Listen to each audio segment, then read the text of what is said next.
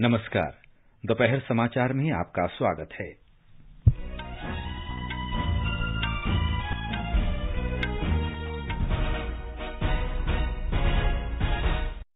गृह मंत्री अमित शाह ने हरियाणा में 6,000 करोड़ रुपए से अधिक लागत की विकास परियोजनाओं का उद्घाटन किया।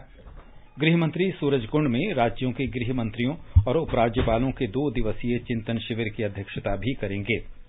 रक्षा मंत्री राजनाथ सिंह जम्मू कश्मीर के बडगाम में 76वें पैदल सेना दिवस समारोह में शामिल हुए।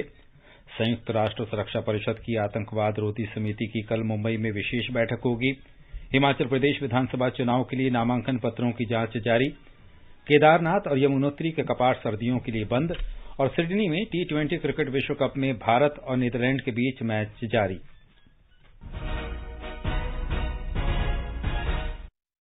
दोपहर समाचार में आनंद श्रीवास्तव के साथ मैं अतहर सईद। गृह मंत्री अमित शाह ने आज हरियाणा के फरीदाबाद में जन उत्थान रैली में 6,600 करोड़ रुपए से अधिक की 4 परियोजनाओं का उद्घाटन और शिलान्यास किया। इस अवसर पर श्री शाह ने कहा कि श्री नरेंद्र मोदी जी आत्मनिर्भर भारत बनाने में लगे हैं। 5,618 करोड़ रुपए का हरियाणा ऑर्बिटल कॉरिडोर परियोजना का शिलान्यास हुआ है। इसके अलावा बड़ी जिला सोनेपत में 590 करोड़ का रेल कोच नवीनीकरण का कारखाना का उद्घाटन हुआ है मित्रों। और मुझे अश्विनी भाई ने अभी बताया, मोदी जी आत्मनिर्भर भारत बनाने में लगे हैं और आत्मनिर्भर भारत में सबसे एक बड़ा लक्ष्यों में से एक लक्ष्य था हमारी Vande Bharat train, high speed train. Vande Bharat train बड़ी जिला सोनेपत में बनने वाली है।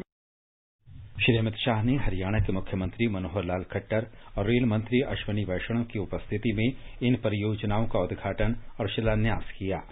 श्री अमित शाह ने शासन के 8 गौरवशाली वर्ष पूरे करने के लिए हरियाणा के मुख्यमंत्री मनोहर लाल को बधाई दी। गृह मंत्री ने कहा कि राज्य में भाजपा के 8 वर्ष के कार्यकाल में पिछले 50 वर्षों में सत्ता में रही सरकारों की तुलना में अधिक विकास कार्य किए गए। श्री शाह ने कहा कि भाजपा सरकार ने समाज के सभी वर्गों पर ध्यान दिया और नरेंद्र मोदी सरकार द्वारा संचालित सभी योजनाएं लागू की। उन्होंने कहा कि हरियाणा ऐसा पहला राज्य है जो केरोसिन तेल और धुएं से मुक्त है, क्योंकि प्रत्येक परिवार के पास LPG सिलेंडर है। श्री शाह ने कहा कि हरियाणा दूध और अनाज उत्पादन में दूसरे स्थान पर है। राज्यों के गृह मंत्रियों का 2 दिन का चिंतन शिविर आज से हरियाणा के सूरजकुंड में शुरू हो रहा है। गृह मंत्री अमित शाह इसकी अध्यक्षता करेंगे। प्रधानमंत्री नरेंद्र मोदी कल इस शिविर को संबोधित करेंगे। राज्यों के गृह मंत्री और केंद्र शासित प्रदेशों के उपराज्यपाल तथा प्रशासक सम्मेलन में शामिल होंगे। राज्यों के गृह सचिव, पुलिस संगठनों और केंद्रीय सशस्त्र पुलिस बलों के महानिदेशक भी चिंतन शिविर में हिस्सा लेंगे। हमारे संवाददाता ने बताया है कि सम्मेलन के 6 सत्रों में कई विषयों पर विचार विमर्श होगा। इस चिंतन शिविर का उद्देश्य इस वर्ष प्रधानमंत्री नरेंद्र मोदी के स्वतंत्रता दिवस भाषण में घोषित विजन 2047 और पंचप्राण के कार्यान्वयन के लिए एक कार्य योजना तैयार करना है। इसके अलावा सहकारी संघवाद की भावना के साथ केंद्र और राज्य स्तर पर विभिन्न हितधारकों के बीच योजना और समन्वयन में अधिक तालमेल लाना है। शिविर में पुलिस बलों के आधुनिकीकरण, साइबर अपराध प्रबंधन, आपराधिक न्याय प्रणाली में सूचना प्रौद्योगिकी के बढ़ते उपयोग, भूमि सीमा प्रबंधन, तटीय सुरक्षा, महिला सुरक्षा और मादक पदार्थों की तस्करी जैसे मुद्दों पर विचार विमर्श किया जाएगा। इन मुद्दों के अंतर्गत विभिन्न विषयों पर आयोजित सत्रों का उद्देश्य राज्य सरकारों की भागीदारी को प्रोत्साहित और सुनिश्चित करना है। रईसुद्दीन रिहान, आकाशवाणी समाचार, दिल्ली। राष्ट्रपति द्रौपदी मुर्मू आज राष्ट्रपति भवन में एक समारोह में अंगरक्षकों को रजत तुरही और तुरही बैनर प्रदान करेंगी। नए राष्ट्रपति के पदभार संभालने के बाद ये कार्यक्रम आयोजित किया जाता है। राष्ट्रपति अंगरक्षक भारतीय सेना की एकमात्र सैन्य इकाई है जिसे रजत तुरही और तुरही बैनर प्राप्त करने का विशेषाधिकार प्राप्त है।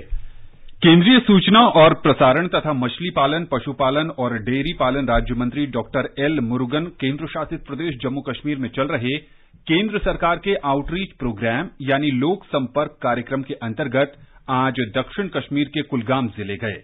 उनका श्रीनगर हवाई अड्डे से कुलगाम जिले में कई आयोजनों में भाग लेने और विकास परियोजनाओं का आकलन करने का कार्यक्रम था। डॉक्टर मुरुगन ने कुलगाम जिले के अरिगुंटू में ग्रामीण विकास विभाग द्वारा बनाए गए बाढ़ संरक्षण बांध के 4थे चरण का उद्घाटन किया। 1 करोड़ रुपए की अनुमानित लागत से बने इस बांध से 5 से अधिक गांवों को बाढ़ से राहत मिलेगी। केंद्रीय राज्य मंत्री ने चेकपुरा कुलगाम में अमृत सरोवर मिशन के अंतर्गत एक झरने का उद्घाटन किया। बाद में डॉक्टर मुर्गन चांसर हैचरी और ट्राउट मछली फार्म में उपलब्ध सुविधाओं का जायजा भी लिया। भारतीय सेना आज 76वां पैदल सेना दिवस मना रही है। रक्षा मंत्री राजनाथ सिंह ने इस अवसर पर देश के बहादुर पैदल सैनिकों को शुभकामनाएं दी हैं। एक ट्वीट में श्री राजनाथ सिंह ने कहा कि भारतीय पैदल सेना अदम्य साहस और कुशलता का प्रतीक है। उन्होंने कहा कि राष्ट्र उनके साहस, बलिदान और सेवा को नमन करता है। प्रमुख रक्षा अध्यक्ष जनरल अनिल चौहान ने इस अवसर पर नई दिल्ली में राष्ट्रीय युद्ध स्मारक पर पुष्प चक्र चढ़ाया और श्रद्धांजलि अर्पित की। सेना प्रमुख जनरल मनोज पांडे ने भी पैदल सेना के सभी जवानों, अधिकारियों, पूर्व सैनिकों और उनके परिवारों को शुभकामनाएं दी हैं। पैदल सेना महानिदेशक लेफ्टिनेंट जनरल A.K. समंतारा ने आकाशवाणी से विशेष बातचीत में कहा कि भारत की पैदल सेना किसी भी स्थिति से निपटने के लिए हमेशा तैयार रहती है। उन्होंने बताया कि थल सेना भविष्य की चुनौतियों से निपटने के लिए नई तकनीक अपनाकर अपनी क्षमताओं में वृद्धि कर रही है।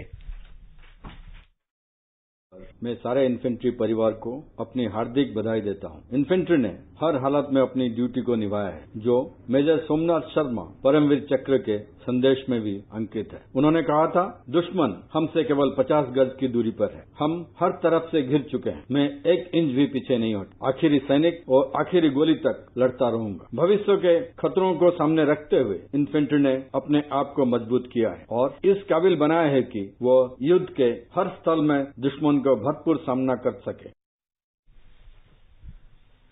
इस बीच रक्षा मंत्री राजनाथ सिंह कश्मीर में बडगाम के पुराने हवाई अड्डे पर पैदल सेना दिवस समारोह में शामिल हुए। इस अवसर पर राजनाथ सिंह ने सेना के अदम्य साहस की प्रशंसा की।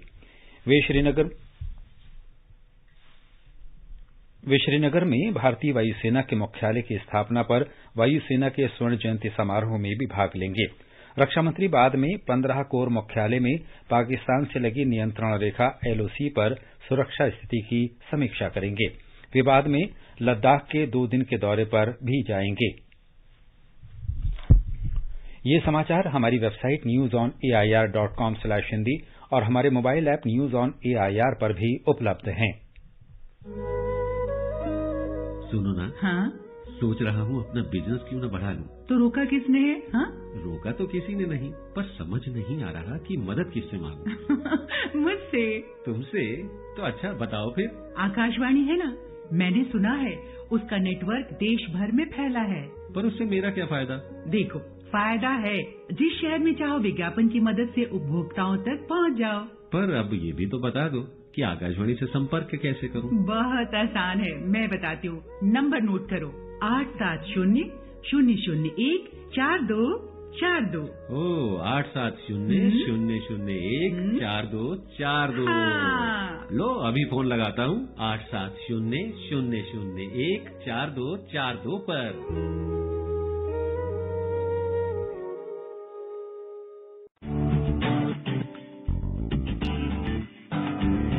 जब जुड़े लोग से लोग, वोट से वोट बने, तब लोकतंत्र का सिस्टम। जब जुड़े लोग से लोग, वोट से वोट बने, तब लोकतंत्र का सिस्टम। मतदाता जुड़ते जाए बने, तब ऐसा नया कनेक्शन। मतदाता जुड़ते जाए बने, तब ऐसा नया कनेक्शन। मतदाता जंक्शन, मतदाता जंक्शन, मतदाता जंक्शन, मतदाता junction.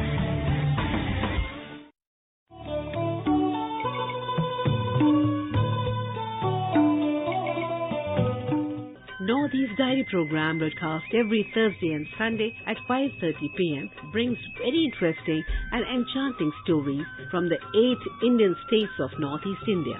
In this week's Northeast Diary on 27th of October, the highlight is an exclusive interview with Tapan Das, Shift Project Manager, Guwahati Smart City Project.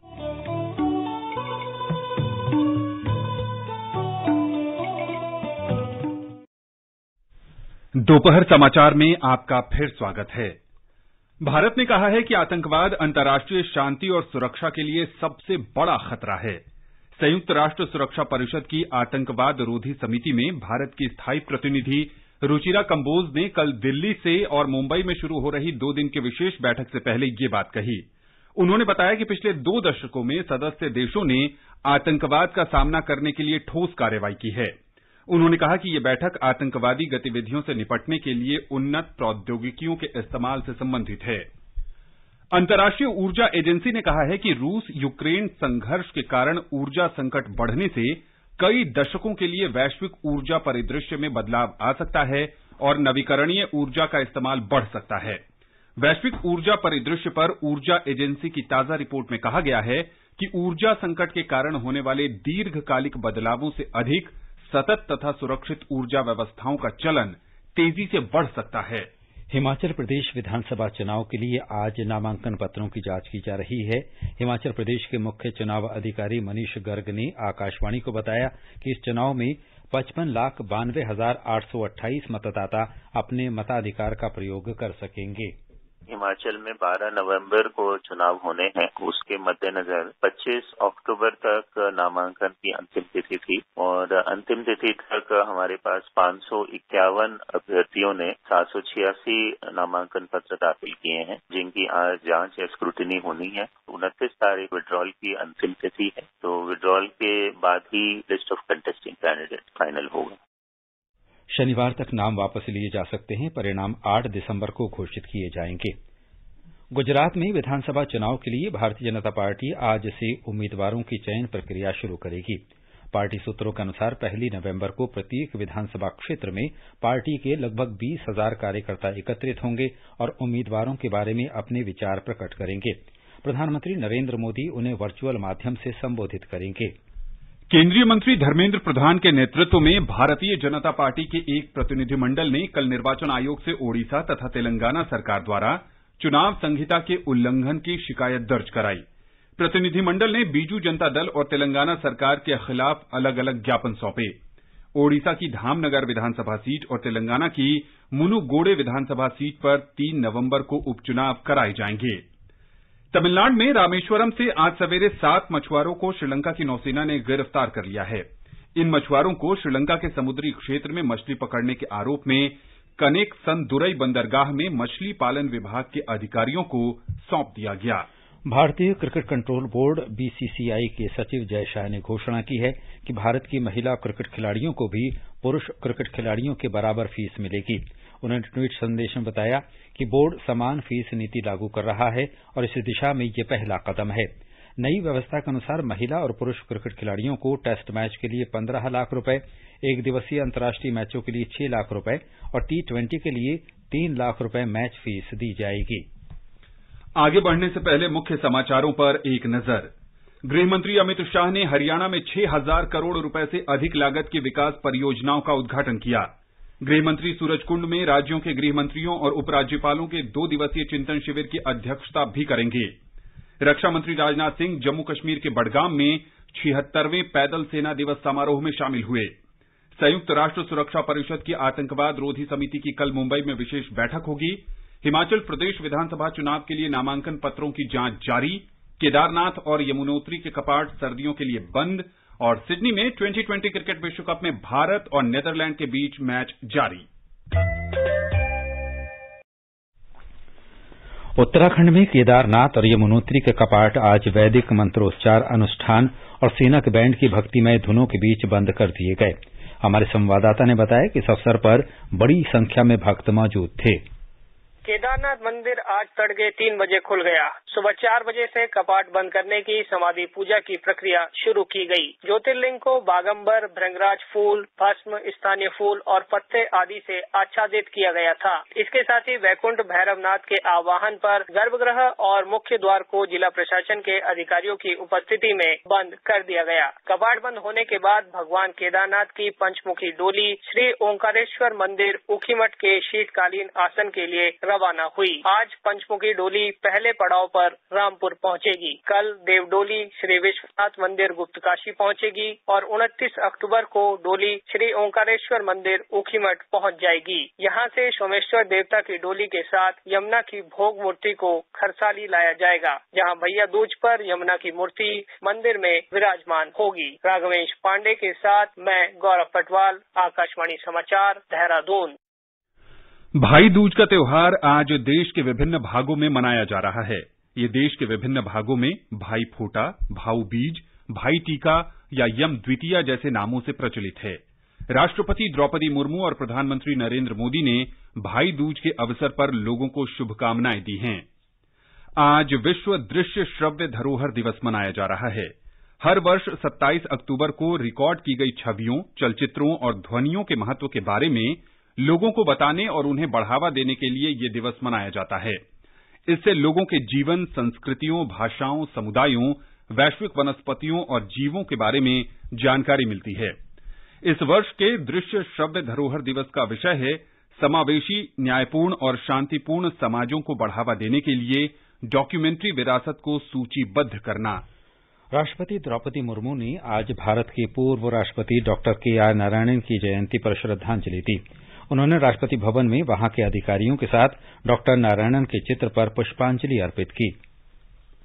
Bharat का सबसे बड़ा लोक सेवा प्रसारक आकाशवाणी समाचार आजाद भारत की बात आकाशवाणी के साथ श्रृंखला में स्वतंत्रता के 75 वर्ष पूरे होने का उत्सव मना रहा है। इस कार्यक्रम में आकाशवाणी के माध्यम से जीवन के विभिन्न क्षेत्रों में स्वतंत्रता के बाद भारत की विकास यात्रा के बारे में जानकारी दी जाती है। आज की कड़ी में हम आपको उच्च शिक्षा के अंतर्राष्ट्रीयकरण के बारे में जानकारी दे रहे हैं।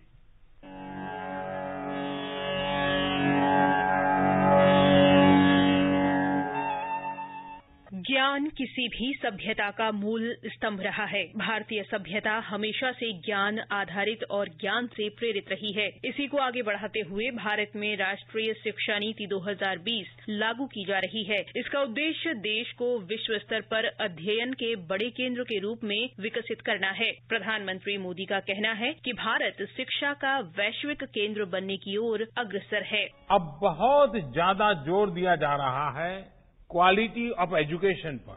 21वीं सदी की टेक्नोलॉजी को साथ लेकर 21वीं सदी की जरूरतों को पूरा करने वाली एजुकेशन सिस्टम भी उतनी ही जरूरी है।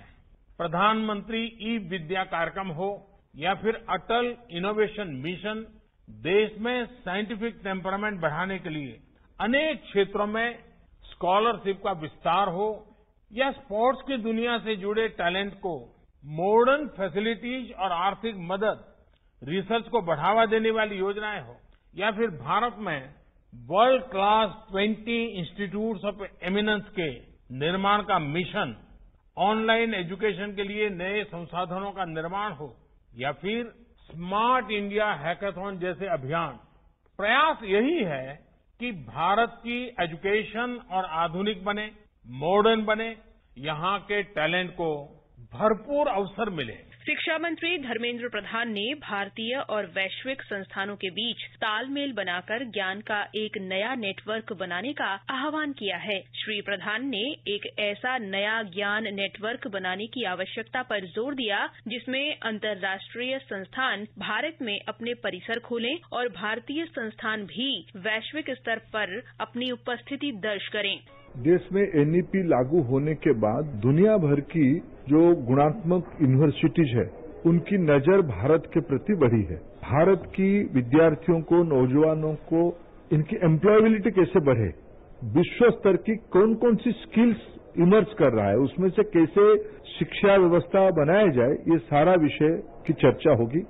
राष्ट्रीय शिक्षा नीति की सिफारिशों के अनुरूप उच्च शिक्षा के अंतर्राष्ट्रीयकरण को सशक्त बनाने के लिए कई उपाय शुरू किए गए हैं। इन उपायों में उच्च गुणवत्ता वाले विदेशी उच्च शिक्षण संस्थानों, उच्च शिक्षण संस्थानों के साथ अनुसंधान, शिक्षण सहयोग और संकाय छात्र आदान प्रदान की सुविधा और इन क्षेत्रों में दूसरे देशों के साथ प्रासंगिक और पारस्परिक रूप से लाभकारी समझौता ज्ञापनों पर हस्ताक्षर करना शामिल है। बेहतरीन प्रदर्शन करने आने वाले भारतीय विश्वविद्यालयों को अन्य देशों में परिसर स्थापित करने के लिए प्रोत्साहित किया जाएगा और दुनिया के शीर्ष 100 विश्वविद्यालयों में से चयनित विश्वविद्यालयों को भारत में अपनी शैक्षणिक गतिविधियां चलाने की सुविधा दी जाएगी। विदेश से आने वाले छात्रों की सहायता के लिए प्रत्येक उच्च शिक्षण संस्थान में अंतर्राष्ट्रीय छात्र कार्यालय की स्थापना पर बल दिया गया है। इन केंद्रों में विदेशी विश्वविद्यालयों में अर्जित क्रेडिट की गिनती, विभिन्न विषयों में पाठ्यक्रम और कार्यक्रम जोड़ना, जैसे कि इंडोलॉजी यानी भारतीय इतिहास, साहित्य, दर्शन शास्त्र और संस्कृति का अध्ययन, भारतीय भाषाएं, आयुष चिकित्सा पद्धति, योग और कला आदि को शामिल किए जाने से संबंधित कार्य किए जाएंगे। एक प्रकार से भारतीय ज्ञान नेटवर्क मानवता के लिए लाभकारी होगा।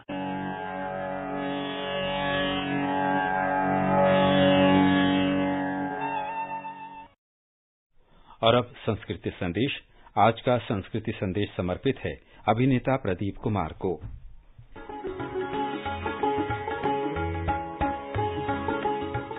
हिंदी सिनेमा में 50-60 के दशक को पौराणिक और ऐतिहासिक फिल्मों का स्वर्ण युग कहा जा सकता है।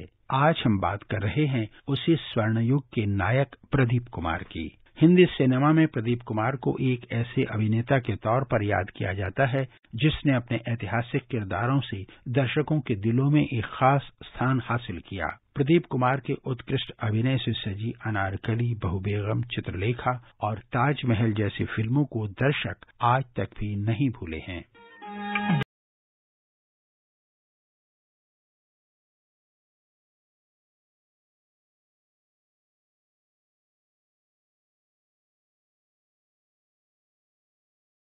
तो 1944 में उनकी मुलाकात निर्देशक देवकी बोस से हुई, जिन्होंने अपनी बांग्ला फिल्म अलखनंदा में उन्हें काम करने का मौका दिया। और उसी समय प्रदीप कुमार को एक और बांग्ला फिल्म भूली नाय में अभिनय का मौका मिल गया।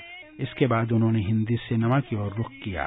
अपने सपने साकार करने के लिए 1949 में प्रदीप कुमार मुंबई आ गए। 1952 में प्रदर्शित फिल्म आनंद मठ में प्रदीप कुमार पहली बार मुख्य अभिनेता की भूमिका में दिखाई दिए। फिल्म में पृथ्वीराज कपूर जैसे महान अभिनेता की उपस्थिति के बाद भी प्रदीप कुमार दर्शकों पर अपने अभिनय की छाप छोड़ने में कामयाब रहे। आनंद मठ ने प्रदीप कुमार को बुलंदियों तक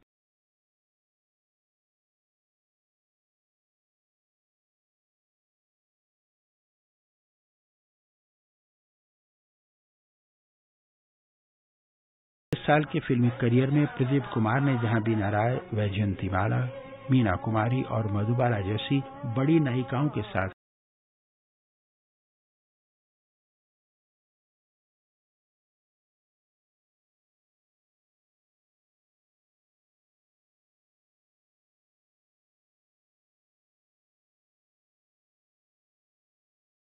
दुनिया को ऐतिहासिक किरदारों की सौगात देने वाले प्रदीप कुमार 2001 में खुद इतिहास बन गए, लेकिन उनके चाहने वाले उन्हें कभी नहीं भुला पाएंगे।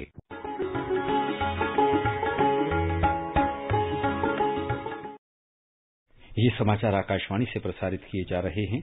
ताज़ा समाचार जानने के लिए आप हमारे Twitter handle @AIR News Hindi को फॉलो कर सकते हैं। देश भर में धूम मचाए ज्ञान का ये उपहार, मोबाइल पे आजादी क्वेस्ट आया आजादी का इतिहास। डाउनलोड करे आजादी क्वेस्ट, ये लो जीतो ढेरों इनाम, मौका पाए जुड़ने का रेडियो और डीडी के साथ। सिर्फ खेल नहीं उत्सव है, आजादी का अमृत महोत्सव है, आजादी का अमृत महोत्सव है। डाउनलोड करें आजादी क्वेस्ट ऐप और पाएं ढेरों इनाम। दिल्ली में AIR FM गोल्ड आ रहा है नए सुर, ताल और लय के साथ।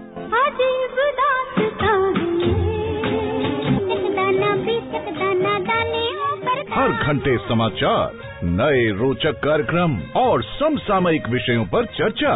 आज की ताजा 1 नवंबर से एक बार फिर आप, हम और 100.1 मेगाहर्ट्ज पर वही आपका मनपसंद radio channel AIR FM gold खरा सोना।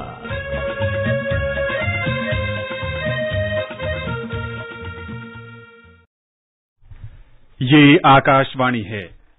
2020 क्रिकेट विश्व कप में सुपर 12 के दूसरे मैच में भारत ने टॉस जीतकर पहले बल्लेबाजी करते हुए 2 विकेट पर 179 रन बनाए। ताजा समाचार मिलने तक नीदरलैंड्स ने 180 रन के लक्ष्य का सामना करते हुए 6 ओवर में 2 विकेट पर 27 रन बना लिए थे।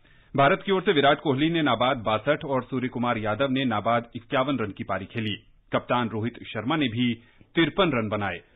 संयुक्त राष्ट्र ने बताया है कि विश्व में जलवायु के बारे में किए जा रहे प्रयास पृथ्वी के तापमान में वृद्धि को 1.5 डिग्री सेल्सियस तक सीमित रखने का लक्ष्य प्राप्त करने के लिए अपर्याप्त हैं।